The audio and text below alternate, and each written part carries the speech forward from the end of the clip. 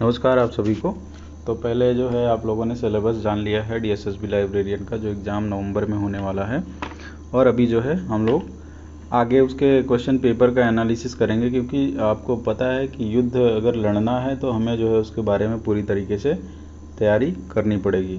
जो हमारे दुश्मन हैं, मतलब जो क्वेश्चन पेपर है दैट इज़ एनिमी, राइट। सो हमें उसके बारे में पूरी तरीके से प्रिपेयर रहना है कि वो कितना दमदार है, किस तरीके का है, रीड राइट। और कौन कौन से अलायंस का मतलब जैसे लाइब्रेरी सोसाइटी है, सो लाइब्रेरी सोसाइटी से कितने क्वेश्चन आ रहे हैं या फिर कौन से पार्ट से कितने क्वेश्चन आ रहे हैं, ये हमें जो है सारी जानकारी होनी चाहिए।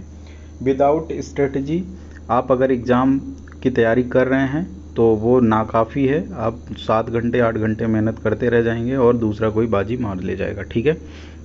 इसलिए आपको ज़्यादा मेहनत करनी है, आपको स्मार्ट वर्क करना है, राइट। आपको हार्ड वर्क नहीं, स्मार्ट वर्क करना है। स्मार्ट वर्क में आपको पूरी स्ट्रेटजी के साथ काम करना पड़ेगा।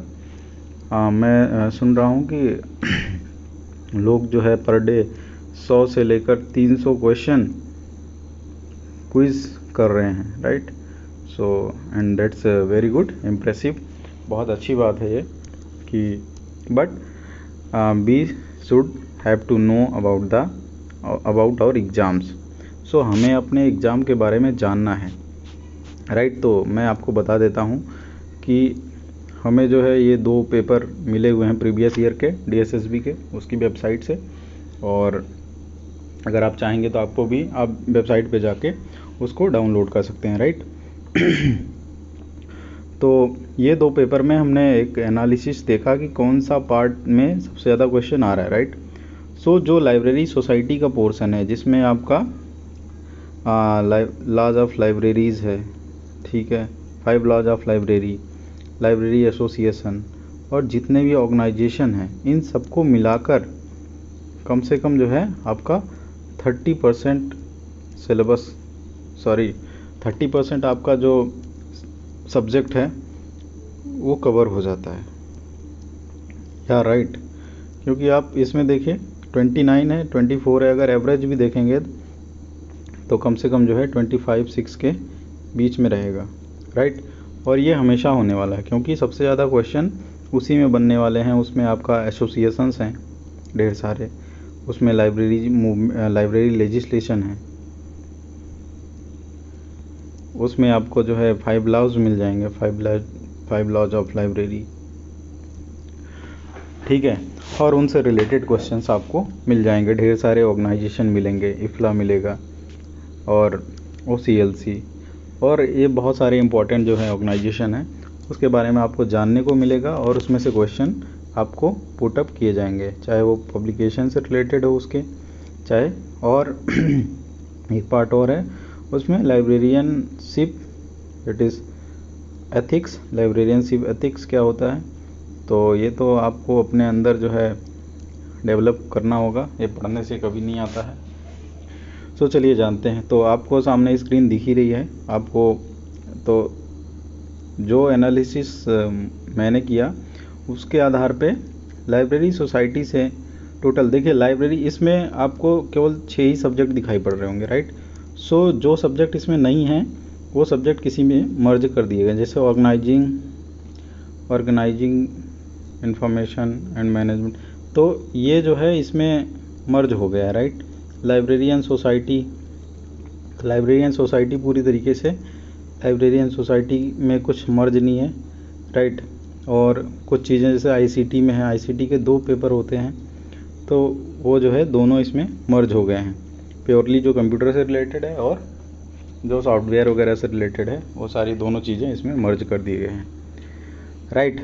तो लाइब्रेरी सोसाइटी से जो अभी रिसेंटली पेपर हुआ है उसमें आपको 24 क्वेश्चंस लाइब्रेरी सोसाइटी से आए थे, और जो पहले पेपर हुआ था उसमें 29 क्वेश्चंस टोटल आए थे। वो सब ये सब मिलाकर थे, जिसमें OCLC के बारे में पूछा गया था, 5 लॉज के बारे में पूछा गया था, लाइब्रेरी लेजिस्लेशन के बारे में पूछा गया था। उसके बाद बहुत सारे ऑर्गेनाइजेशन थे, इफ्ला हो गया, यूनेस्को हो गया, इनक्लिबनेट हो गया, इन सब चीज़ों के बारे में उसमें पूछा गया था क्वेश्चंस। लाइब्रेरी मैनेजमेंट की बात कर लेते हैं। लाइब्रेरी मैनेजमेंट में बहुत सारी चीज़ें आती हैं। तो लाइब्रेरी मैनेजमेंट में पहले तो जो मैनेजमेंट के प्रिंसिपल्स हैं जितने भी, उनसे रिलेटेड क्वेश्चन आते हैं। उसके बाद जो लाइब्रेरी के हाउस कीपिंग ऑपरेशंस होते हैं, हाउस कीपिंग ऑपरेशंस में 8 जो है पोर्शंस होते हैं, जिसमें एक्विजिशन एंड फिर उसके बाद सर्कुलेशन, कैटलॉगिंग, ये सारी चीज़ें आती हैं, सीरियल कंट्रोल, सारी चीज़ें मिलाकर जो है उसमें से क्वेश्चन पुटअप होता है। अब एक्विजिशन में क्या प्रिंसिपल्स आते हैं, उसके बाद फिर सर्कुलेशन का क्या मेथड होता है, बहुत सारी चीज़ें। फिर उसके बाद बजटिंग आ जाता है। तो बजटिंग में कौन कौन से तरीके का बजट होता है, किस तरीके का बजट कैसा होता है, और किस तरीके का बजट कहाँ यूज़ किया जा सकता है, ये सारी चीज़ें इसमें आती हैं। और ये सबसे रिलेटेड जो है, इसमें जो अभी रिसेंटली पेपर हुआ उसमें 18 क्वेश्चन पूछे गए, और जो पहले पेपर हुआ था उसमें 21 क्वेश्चन। ये क्वेश्चन 1-2 इधर वरी कर सकते हैं बिकॉज ऑफ क्लासिफिकेशन। जो मैंने क्लासिफिकेशन मेरे आधार पे किया है, उसके आधार पे ये जो है 19-20 हो सकता है। अगर 18 है तो 17 हो सकता है या 20 भी हो सकता है। लाइब्रेरी क्लासिफिकेशन और कैटलॉगिंग जो बहुत ही महत्वपूर्ण माना जाता है, जिसमें अभी जो रिसेंटली हुआ है एग्ज़ाम, उसमें 14 और पहले वाले में 12 क्वेश्चन आए थे। तो ज़्यादा अंतर नहीं है, आप देख रहे हैं दोनों में ज़्यादा अंतर नहीं है, इसमें भी ज़्यादा अंतर आपको नहीं दिखाई दे रहा होगा, राइट।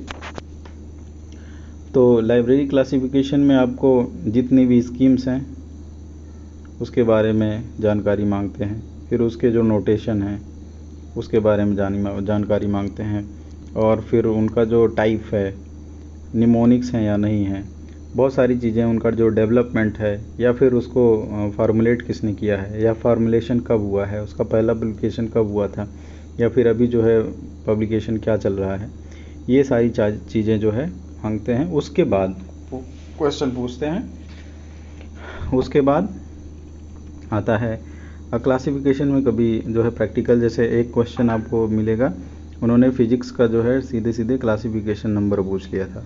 सो ये हो सकता है कि जो ऑलरेडी लाइब्रेरी में काम कर रहा हो तो उसको तो पता होगा लगभग, लेकिन जो काम नहीं कर रहा होगा, राइट, तो उसके लिए ये मुश्किल हो जाता है थोड़ा सा।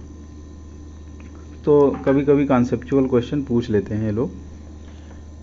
फिर उसके बाद चलते हैं रेफरेंस एंड इंफॉर्मेशन सोर्स में।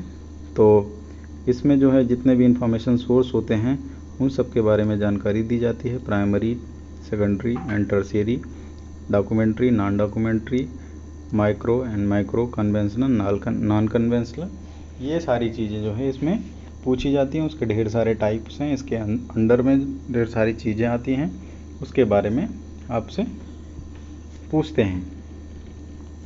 इंफॉर्मेशन सोर्स और सर्विस में मेनली जो है कवर होता है, इंफॉर्मेशन एनालिसिस सेंटर होते हैं, और जो सर्विसेज हैं, कैश, एसडीआई, उन सब से रिलेटेड जो है क्वेश्चन आपको पूछते हैं। एसडीआई को सबसे फार्मूलेट किसने किया था, एसडीआई में कौन कौन से प्रोफाइल मैनेजमेंट किस में आता है, या फिर फीडबैक जो है किस में आता है, ये सारी चीज़ें वो लोग पूछते हैं, राइट। एंड देन आईसीटी, और आईसीटी में आपके लगभग सेम क्वेश्चन आए हैं। इंफॉर्मेशन कम्युनिकेशन टेक्नोलॉजी में मैंने जो है सारे क्वेश्चन क्लब किए हुए हैं, जो कंप्यूटर से रिलेटेड हैं, जो लाइब्रेरी टेक्नोलॉजी से रिलेटेड हैं, वो सारे क्वेश्चन हमने क्लब कर दिए हैं। तो दोनों में समान अंतर है, लगभग जो है 24 क्वेश्चन इसके आए हैं और 23 क्वेश्चन इसके आए हैं, राइट। तो आप देख सकते हैं कि परसेंटेज लगभग जो है सभी जो है ईयर्स में समान रहा है, बस एक को छोड़कर, इंफॉर्मेशन सोर्स और सर्विसेज का अभी इस पे ज़्यादा फोकस हुआ है, राइट। खैर कोई बात नहीं है, तो इसके बारे में हम लोग जानकारी ले लेंगे। आईसीटी में किस तरीके के क्वेश्चन आते हैं, तो इसमें कंप्यूटर के जनरेशन पूछ लेते हैं, उसके बाद सॉफ्टवेयर, ऑपरेटिंग सिस्टम, फिर स्टोरेज, आउटपुट इनपुट डिवाइस, और लाइब्रेरी सॉफ्टवेयर जो होते हैं, डिजिटल सॉफ्टवेयर हो गया, इंटीग्रेटेड ऑटोमेशन सॉफ्टवेयर हो गया, इन सब के बारे में जानकारी मांगते हैं। उनसे रिलेटेड जो है सारी चीज़ें जो भी है, एस्टेब्लिशमेंट ईयर हो गया, या फिर उनके जो कंपनीज़ हैं उनके बारे में जानकारी ये लोग मांगते हैं, राइट। तो इन सब को मिला के जो है 100 क्वेश्चन आ जाते हैं। मैं फिर से एक बार आपको बता देता हूँ कि भाई देखो, पार्ट बी तो आप लोग पढ़ रहे हो, लेकिन पार्ट ए जब तक नहीं पढ़ोगे तब तक मैं बता रहा हूँ आपका सिलेक्शन नहीं होने वाला है। पार्ट बी से कुछ नहीं होगा। इक्वली इम्पॉर्टेंट है पार्ट ए, तो पार्ट ए की तैयारी भी आप जो है करते रहो। अगर ऑलरेडी कर चुके हो और आपके पास कॉन्फिडेंस है कि आप 60 नंबर 65 नंबर ले आ सकते हो तो वेल एंड गुड है। अदरवाइज़ अगर 40 के आसपास कहीं अगर भटक रहे हो आप, तो फिर इसको और बढ़ाओ और कम से कम 60 तक लेकर जाओ। अगर 60 इधर कवर कर लिया तो इधर आप 70 कवर कर सकते हो, राइट। और 130 पहुंच गए तो कोई रोक नहीं सकता आपके सिलेक्शन को। बस कुछ ऊंच नीच नहीं होना चाहिए, राइट। चलिए हम देख लेते हैं क्वेश्चन किस तरीके के आए थे। तो जैसे मान लीजिए लाइब्रेरी सोसाइटी है, तो लाइब्रेरी सोसाइटी में आपका क्वेश्चन है the second law of library science is. इसमें सेकंड लॉ पूछ लिया गया, ठीक है। एंड इसमें आप देखिए, in India which university started a 1 year course leading to post graduate diploma in library science. तो ये जो है लाइब्रेरी साइंस का हिस्ट्री के से रिलेटेड है। Which one of the following is are the source of revenue for the library. So आप देख रहे होंगे गवर्नमेंट ग्रांट्स, इसमें 3-4 ऑप्शन दिए गए हैं। इसमें से आपको which of the following are the source for the revenue of library, right. So ये बजटिंग से रिलेटेड है, राइट। बट चूंकि इसको मैंने जो है लाइब्रेरी सोसाइटी में रखा हुआ है बिकॉज आपको लेजिस्लेशन में भी ये क्वेश्चन मिल जाता है। Which of the following public library was granted the privilege of legal deposits for southern region under delivery of books and newspapers act? So ये क्वेश्चन भी हो सकता है कि आपको लगे कि आप इंफॉर्मेशन सोर्सेस हो सकता है, बट चूँकि ये टाइप ऑफ लाइब्रेरीज़ में है तो उसमें डिपॉजिटरी लाइब्रेरी का मेंशन आता है। डिपॉजिटरी लाइब्रेरी जितनी भी हैं, तो हमारे यहाँ 4 डिपॉजिटरी लाइब्रेरी हैं, कॉन एंड मेरा है, राइट। और उसके बाद बाकी नहीं है, बाकी इसमें नहीं दिया गया है। नेशनल लाइब्रेरी है एंड एशियाटिक लाइब्रेरी मुंबई है, और चौथी लाइब्रेरी है उसके बारे में हम लोग आगे बात करेंगे, राइट। सो और क्वेश्चन देख लेते हैं। Delhi Public Library was set up in 1951 में सेटअप हुआ था, शायद सबको पता है। सो OCLC इसका फुल फॉर्म क्या है? तो इसका फुल फॉर्म पहले ओहायो जो है लाइब्रेरी सेंटर हुआ करता था, लेकिन बाद में ऑनलाइन कंप्यूटर सेंटर कर दिया गया। ये सारी चीज़ें आपको जाननी चाहिए क्योंकि इससे बहुत सारे क्वेश्चन आ सकते हैं। जैसे OCLC पूछ लिया तो सबसे पहले कब इस्टेब्लिश हुआ था, ये क्वेश्चन ये बन सकता है। एक क्वेश्चन इसमें भी बन सकता है, इसमें ऑप्शन चेंज कर सकता है, इसमें डेट भी दे सकता है। अगर डेट दिया तो आप लोग कंफ्यूज हो जाएंगे, राइट। तो और इसमें ये भी चेंज कर सकता है कि ये किसके अंडर आता है, दिल्ली पब्लिक लाइब्रेरी, राइट। ये सारी चीज़ें हैं। और इसमें 3-4 क्वेश्चन बना सकता है एक ही में। OCLC जैसे मान लीजिए OCLC है तो इसका फुल फॉर्म पूछा है। अब OCLC कब इस्टेब्लिश हुआ, कहाँ इस्टेब्लिश हुआ, उसका पहले नाम क्या था, बाद में नाम क्या हुआ, इसका काम क्या है। और पूछ लेगा कि वेब डेवी जो है कौन अभी जो है देख रेख कर रहा है। तो बहुत सारे क्वेश्चन एक ही क्वेश्चन से आप देखिए 4-5 क्वेश्चन बन सकते हैं। आप इसमें देखिए विच of the following state does not have a public library act. तो अगर आपको 3 ऑप्शन 3 ऑप्शन पता है, 3 ऑप्शन पता है, तो चौथा ऑप्शन आप ऑलरेडी लगा सकते हो, राइट।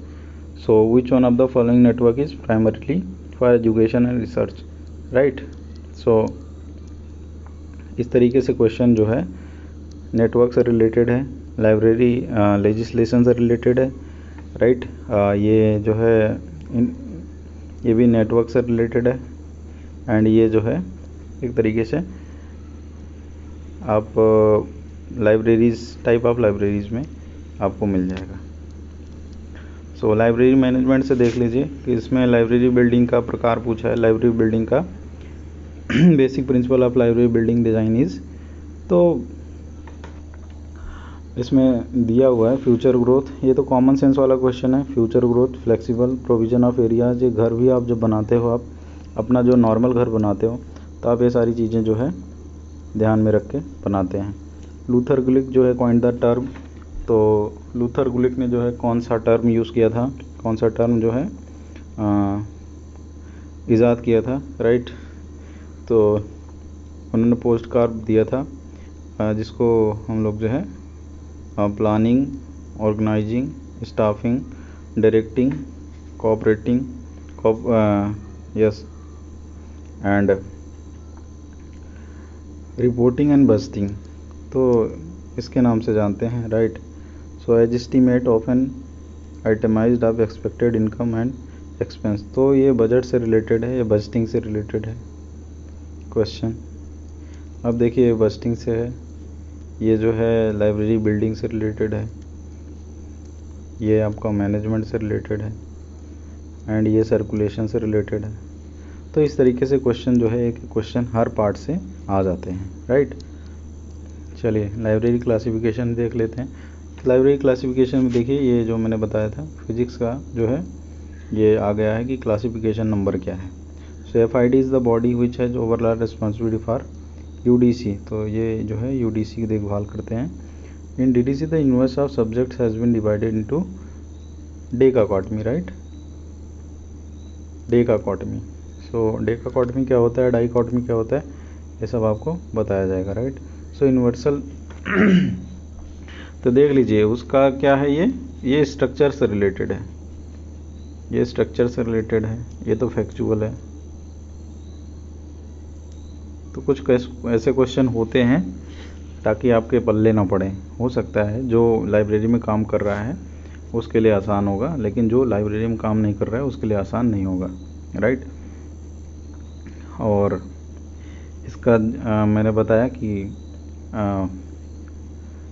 जो पेरेंटल इंस्टीट्यूट है, पेरेंटल ऑर्गेनाइजेशन है, उनके बारे में भी जानकारी ये लोग मांगते हैं, मतलब क्वेश्चन आता है।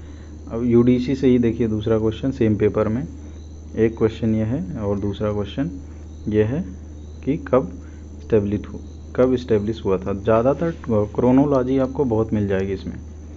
रेफरेंस और इन्फॉर्मेशन सोर्स में देख लेते हैं क्या क्या चीज़ है।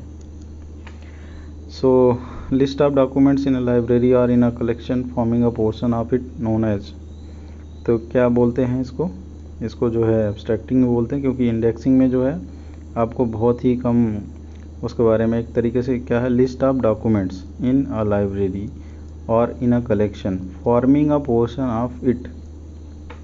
सो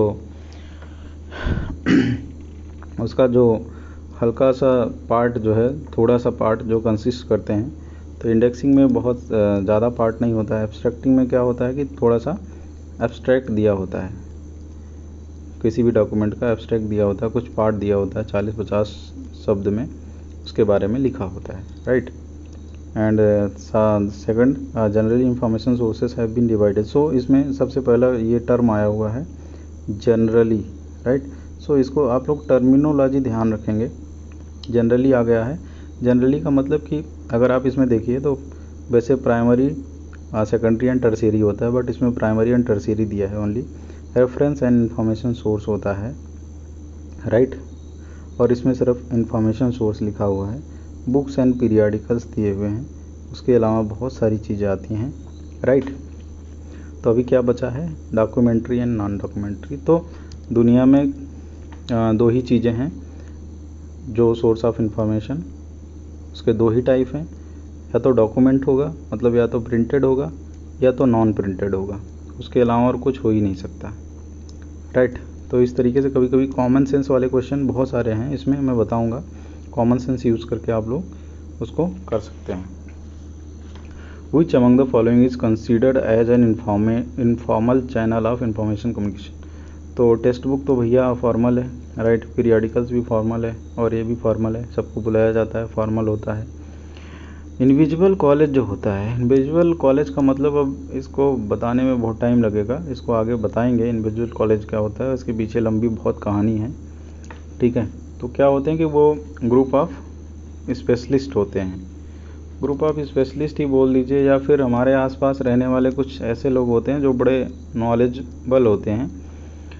तो वो क्या करते हैं, कुछ लोग आपस में मिलके बैठते हैं और बातचीत करते हैं, वो अपनी नॉलेज उनको शेयर करते हैं, वो अपनी नॉलेज। अब घर की महिलाओं की बात नहीं कर रहा हूँ मैं, जो रिसर्च वगैरह से रिलेटेड हैं, साइंटिफिक कम्युनिटी के लोग हैं, वो लोगों की बात कर रहा हूँ मैं। वो मिलते हैं, आपस में बातचीत करते हैं, राइट। और एक तरीके से उनके पास इतना नॉलेज होता है कि एक तरीके से जो कॉलेज में जितना नॉलेज दिया जाता है उससे भी ज़्यादा, ऐसा कह सकते हैं। तो उनको कॉलेज का नाम दे दिया गया। और इंडिविजुअल कॉलेज मतलब चलते फिरते हैं, उनको कोई पता नहीं चलता भाई कि ये क्या चीज़ है, लेकिन उनके पास नॉलेज बहुत होता है, राइट। इसलिए वो इंडिविजुअल नॉलेज की संज्ञा उनको दे दी गई है। Which reference source provides an account of the general direction of research in the subject based on a review of the documents on current development। देखिए दो चीज़ है, इसमें कंफ्यूज हो सकते हो आप। करंट कंटेंट तो यही नहीं, because it is the type of cash. Trend report जो होती हैं, ट्रेंड रिपोर्ट में इसमें एक रिव्यू का ऑप्शन दिया हुआ है। सो रिव्यू से आप कंफ्यूज हो सकते हो और रिव्यूज़ लगा सकते हो, राइट। सो लेकिन ट्रेंड रिपोर्ट क्या होती हैं, वो स्पेशली करंट टॉपिक पे बनाए जाते हैं, करंट टॉपिक जो होते हैं, और उसके बाद उनके जो हैं थोड़े छोटे मोटे रिव्यू जो हैं उसमें दिए होते हैं, ताकि जो रिसर्चर हैं या साइंटिस्ट हैं उनको ज़्यादा जो है घूमना फिरना ना पड़े इधर उधर, और थोड़े से समय में उनको ज़्यादा जानकारी मिल जाए, राइट। तो चलिए आईसीटी में देख लेते हैं कौन कौन से क्वेश्चन आए थे। तो देख लो भैया, as set of programs use by the computer to perform. अब इसमें लिख लिया है डिफरेंट फंक्शन। अगर डिफरेंट नहीं होता तो ये जो है एप्लीकेशन सॉफ्टवेयर हो जाता है। अब डिफरेंट लिख दिया है तो ऑपरेटिंग सिस्टम हो जाएगा। Operating system is also a software and application software is also a software, right. So software दो तरीके के होते हैं, सिस्टम सॉफ्टवेयर होता है, एक एप्लीकेशन सॉफ्टवेयर होता है, सबको पता है, राइट, आपको भी पता होगा। तो अगर डिफरेंट फंक्शन इसमें नहीं लिखा होता तो ये एप्लीकेशन सॉफ्टवेयर हो जाता। अगर डिफरेंट फंक्शन लिखा हुआ है मतलब अलग अलग फंक्शंस काम करने के लिए, बिकॉज क्योंकि जो एप्लीकेशन सॉफ्टवेयर होते हैं पर्टिकुलर एक ही काम करने के लिए बने होते हैं, पर्टिकुलर एक स्पेशलाइज्ड उनका एरिया होता है, राइट। लॉजिकल ऑपरेटर जो होता है एंड और नॉट, ये भाई साहब आपको समझ में शायद ना आता हो, एंड नॉट एंड और, ठीक है। इसका कॉन्सेप्ट भी मैं बताऊंगा। ये क्या होते हैं, लॉजिकल। लॉजिक मतलब इसमें लॉजिक, जब कभी भी किसी भी प्रोग्राम में लॉजिक लगाया जाता है, लॉजिक का मतलब क्या होता है, एंड जोड़ दिया, मतलब कि अगर कोई टर्म इधर है और कोई टर्म इधर है, मतलब ये दोनों एक साथ कहीं भी अगर होंगे तो इनको ढूंढो या फिर इनको एक साथ क्लब करो। अगर और लिखा हुआ है, और लिखा हुआ है, इसका मतलब या तो ये कहीं भी हो तो उसको ढूंढ लो। और अगर नॉट लिखा हुआ है, नॉट का मतलब क्या होता है, उसको जो गलत लिखा हुआ है ऑलरेडी उसको ट्रू करने के लिए, जो फॉल्स है, जो फॉल्स लिखा हुआ है, जैसे कोई चीज़ हो गई और उसको हम लोग बोल दिया कि दैट इज़, यार ये अब मतलब एग्जाम्पल नहीं आ रहा है, मैं इसके बारे में बताऊंगा। सो नॉट क्या होता है कि ट्रू को फॉल्स, फॉल्स को ट्रू बनाने के लिए होता है। अगर कोई जो है चीज़ है और फॉल्स है, फॉल्स मतलब कि आप कह रहे हो कि नहीं ये चीज़ गलत है, तो उस चीज़ को, गलत को सही करने के लिए नॉट का यूज़ किया जाता है। ये प्रोग्रामिंग की लैंग्वेजेस हैं, ये आपको ज़्यादा इसमें जानने की ज़रूरत नहीं है। अगर प्रोग्रामिंग में इंटरेस्टेड हैं तब आपको ये जानकारी तो सबसे पहले डेवलप किसने किया था, तो ये देखिए डेवलपमेंट मैंने बताया था। ज़्यादातर फैक्चुअल जो है नॉलेज आपको पूछा जाता है। ऑडियो विजुअल मटेरियल, तो audio visual material film strip क्या होती है कि पहले क्या होता है, पिक्चरों में आपने देखा होगा कि एकदम रील होती थी, उसको चलाते थे और जाके एक जगह पे फ़ोटो दिखाई पड़ती थी, राइट।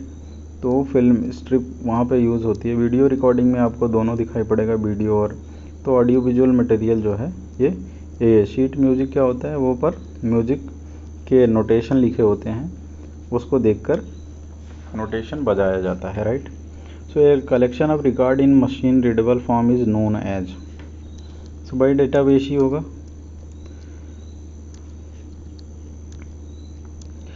चलिए, सो CD रोम, तो स्टोरेज के बारे में पूछ लिया, राइट। नेटवर्क के बारे में पूछ लिया। विच लेयर ऑफ OSI, ये थोड़ा सा कॉम्प्लिकेटेड क्वेश्चन है। इसमें 7 लेयर होते हैं, 7 लेयर के बारे में आपको जानना चाहिए। तो नेटवर्क और फिजिकल के बीच में डेटा लिंक आता है। इंटीग्रेटेड सर्किट IC, तो पहले जनरेशन में वैक्यूम ट्यूब लगा था, दूसरे में ट्रांजिस्टर लगा और तीसरे में क्या लग गया, IC लग गया, राइट। सो और ये IC जो है अभी भी लगती है। तो IC जो है धीरे धीरे उसको डेवलप किया गया और छोटा छोटा करते गए। जैसे जनरेशन आता है ना, तो 11 जनरेशन इंटेल का 11 जनरेशन i5 का देखो, वो पतला होगा, उसके पहले वाला और मोटा कंप्यूटर होगा। मतलब लैपटॉप जो होता है उसकी मोटाई ज़्यादा होती है, क्योंकि IC जो होते हैं उनके बड़े बड़े होते हैं। चलिए, सो ये आपने देख लिया ICT में किस तरीके के क्वेश्चन आते हैं, राइट। सो कॉमन सेंस वाले जो क्वेश्चन हैं आपको हर पेपर में मिल जाएंगे, KBS में भी, DSSB में, हर जगह जो भी स्कूल लाइब्रेरियन जो भी एग्ज़ाम होते हैं वहाँ पर कॉमन सेंस वाले आपको क्वेश्चन ज़रूर मिल जाएंगे। तो कॉमन सेंस इसमें क्या लगाना भैया कि library building is the result of cooperation between librarian और, तो भैया जो बिल्डिंग बना रहा है, ठीक है, तो उसको बनाना कैसे है वो पता होगा, और जो लाइब्रेरियन है उसको पता होगा कि लाइब्रेरी बिल्डिंग हमें किस हिसाब से बनवानी है, ठीक है। तो ये बताएगा कैसे बनानी है और आर्किटेक्ट जो है उसको वैसे बनाएगा, ठीक है। तो ये तो कॉमन सेंस है कि आर्किटेक्ट और इन दोनों के बीच की बात है। चलिए दूसरा देखते हैं। दूसरा ये है, कहता है following is are the basic requirement for the library automation. तो लाइब्रेरी ऑटोमेशन के लिए जाहिर सी बात है हार्डवेयर आपको चाहिए होगा, कंप्यूटर, लाइब्रेरी सॉफ्टवेयर चाहिए, बिना उसके कुछ नहीं कर सकते हो, पैसा तो चाहिए ही होगा। मतलब ये सभी सही है। और देखिए स्कूल, कॉलेज, यूनिवर्सिटी, अब स्कूल भी एकेडमिक से रिलेटेड है, कॉलेज भी एकेडमिक से रिलेटेड है और यूनिवर्सिटी भी एकेडमिक से रिलेटेड है। अब लाइब्रेरी जुड़ गया तो यहाँ भी एकेडमिक लाइब्रेरी जोड़ दो भैया, पूछना ही नहीं है कुछ।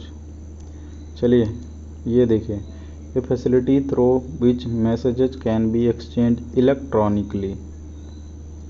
तो ये देखो इलेक्ट्रॉनिक से ई आ गया और मैसेज का मतलब एक मेल समझ लीजिए आप, क्या हो गया, ईमेल है। देखिए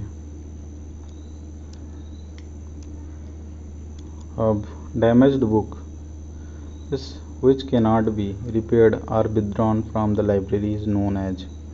तो क्या होता है भैया कि जैसे मान लो आपके खेती बाड़ी होती है या फिर घर में आप कोई देख लो सामान टूट गया, तो उसको छटाई करके आप कहीं बाहर रख देते हो, किनारे रख देते हो या फिर कबाड़ी को बेच देते हो, ठीक है। तो जब छटाई आप करते हो तो उसको अंग्रेजी में हम लोग जो है उसको बीडिंग कह सकते हैं। किसी भी चीज़ की जो छटाई होती है, मतलब पुरानी चीज़ों को छांटना या फिर जो ज़रूरत की चीज़ नहीं है उसको छांटना, वो बीडिंग कहता है। तो इसमें देखिए एक ऑप्शन है बीडिंग का, राइट। मतलब इसमें अगर आपको इंग्लिश की टर्मिनोलॉजी याद है तो उससे भी आप सवाल हल कर सकते हैं। A person who receives the message is, अब लो भैया ये बहुत बड़ा क्वेश्चन है। A person who receives the message, अरे भैया जो रिसीव करता है वो रिसीवर होगा ना, फीडबैक थोड़े दे रहा है वो, या इनकोड थोड़े कर रहा है, या फिर मैसेज, मतलब कोई सेंस है इस क्वेश्चन को पूछने का। फेसबुक क्या है, बच्चा जानता है फेसबुक क्या है, कॉमन सेंस भी नहीं लगाना इसमें। विच of the following is correct about e books, तो ई बुक्स का मतलब होता है इलेक्ट्रॉनिक बुक। इलेक्ट्रॉनिक बुक का मतलब होता है कि इंटरनेट पे या फिर कंप्यूटर से पब्लिश हुई होगी, कंप्यूटर पे पब्लिश हुई होगी, और या हो सकता है इंटरनेट से एक्सेसिबल हो। तो प्रिंटेड वर्जन तो ये तो होगा नहीं। इलेक्ट्रॉनिक वर्जन अब इसमें लग गया, of that are delivered is consumers in digital format, तो ये जो है digital format. Any book available in the library only, तो लाइब्रेरी में भैया बहुत सारी किताब होती हैं, ऐसा तो हो नहीं सकता कि सब जो है ई बुक हो जाएंगी। बुक अवेलेबल इन एनीवेयर। ऐसा कुछ नहीं है भैया, अब कहीं भी बुक जो है अवेलेबल होगी तो ई बुक थोड़े हो जाएगी। इसलिए जो इलेक्ट्रॉनिक वर्जन लिखा हुआ है ये सर्वमान्य जो है तथ्य है। सबको पता है आज के ज़माने में इलेक्ट्रॉनिक बुक क्या होती है, अब पढ़ते होंगे सब। इंटरनेट एक्सप्लोरर क्या है, इतना देखो, इतना बड़ा सवाल पूछ दिया है। अगर ये सब किसी को नहीं आ रहा होगा तो लाइब्रेरियन मत बनो आप लोग, ठीक है।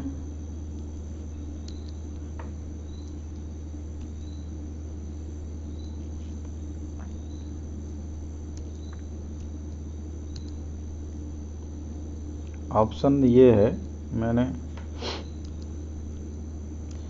चलिए भैया निमोनिक्स क्या होता है इसकी अगर आपको हिंदी भी पता होगी तो आपको पता चल जाएगा निमोनिक्स क्या होता है। निमोनिक्स का मतलब होता है जो याद रखा जा सके, मतलब आसानी से जो याद रखा जा सके, राइट।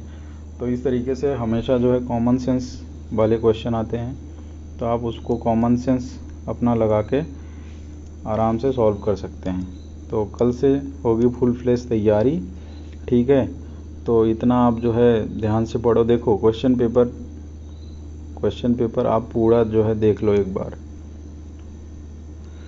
और एक किताब तो ज़रूर रख लो भैया पार्ट बी के लिए।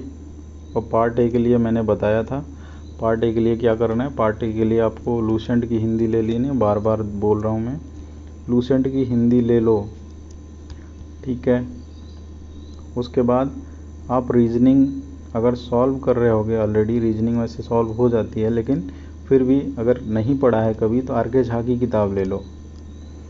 अगर अंग्रेज़ी पढ़ना है आपको तो नीतू सिंह की किताब ले लो।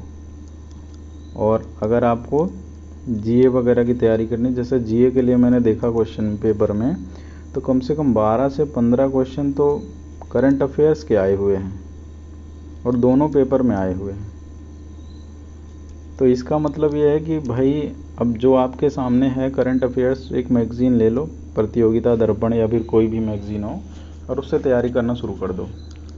तैयारी का मतलब ये है कि उसको पढ़ लो, थॉरली पढ़ लो 3-4 महीने का। अभी जैसे ये क्या चल रहा है अक्टूबर, तो सितंबर वाला मिल जाए कोई, सितंबर अक्टूबर नवंबर 3 आपको मिल जाएगा, 3 महीने का पढ़ लो। उसके पहले भी 1 आध महीने का पढ़ लो, तो 15 क्वेश्चन आएगा तो 6-7 तो कर सकते हो आराम से, अगर अच्छे से पढ़ोगे भाई।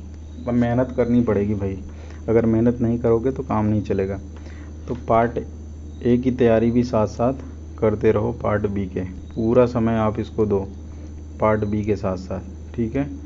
पार्ट बी में और कुछ नहीं समझ में आता है तो मैं हूँ, नहीं तो मेरे गुरुजी हैं डॉक्टर अमित किशोर जी, उनसे भी आप कभी भी पूछ सकते हैं, राइट।